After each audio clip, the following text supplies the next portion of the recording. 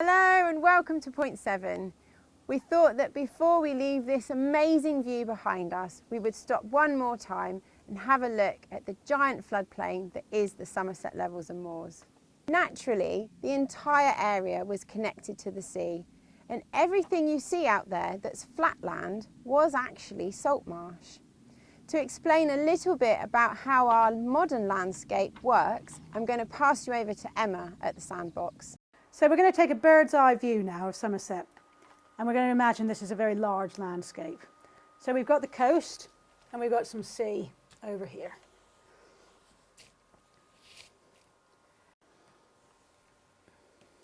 And what we've got in Somerset is this band of clay that sits a bit higher behind the coastline, and behind that we've got the peat moors that sit a bit lower.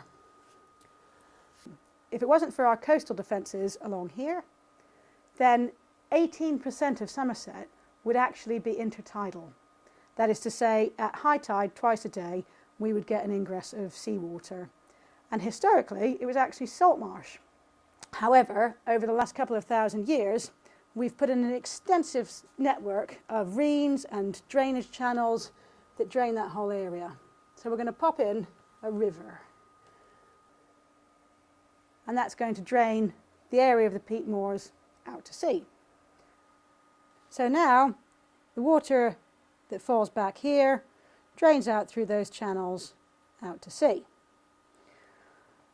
But as we've seen, this is very low lying, and so at high tide out here, that water wants to come back up that channel. However, in Somerset, every one of our river systems is tidally excluded to stop that from happening, with the exception of the Parrett. Now the Parrett is still open to the sea and so has the high tide coming up through the channel. But on the other rivers we have big gates, for example, called clyces.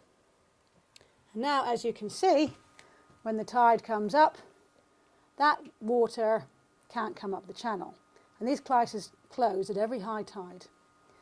However, what it also means is that during the time those gates are closed, the water can't drain out of the system either. And this is known as tide lock. So during the time when these are closed, then there's no drainage out through that channel. Now the Parrett is also tide locked, but it's tide locked by the water that comes up through the system, which means that the level in the channel is too high for the drainage to go out to sea.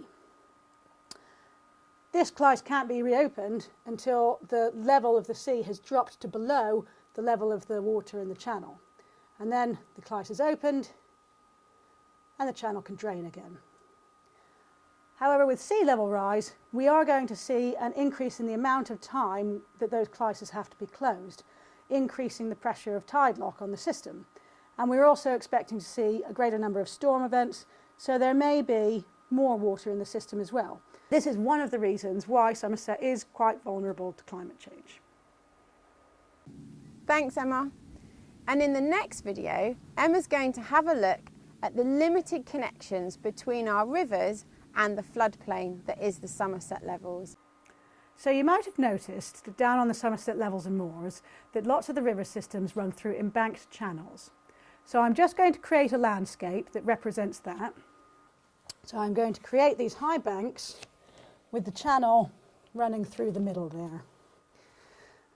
Now these banks are very good at keeping the water in that channel and helping to reduce the flood risk to the surrounding land and property. Now what this means is that the water level in the channel can actually be higher than the level of the ground to each side.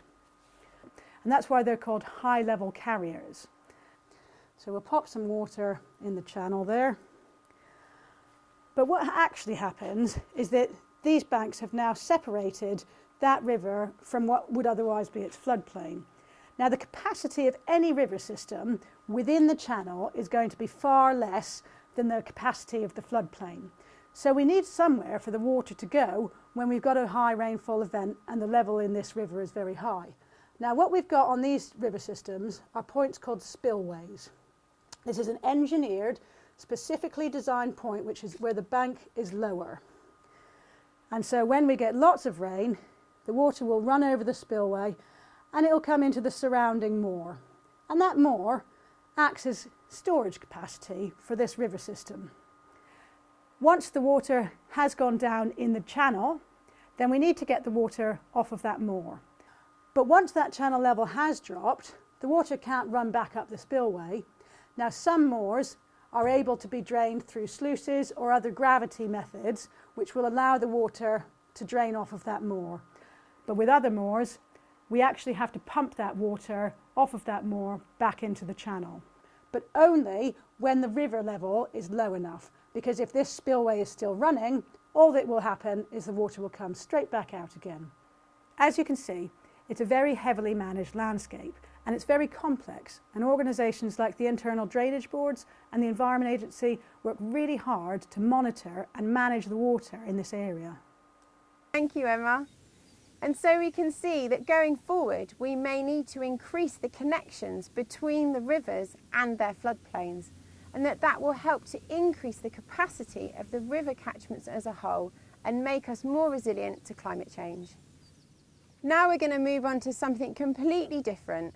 We're going to carry on just along this ridge to a beautiful orchard where we're going to meet Annie Spencer, a local storyteller.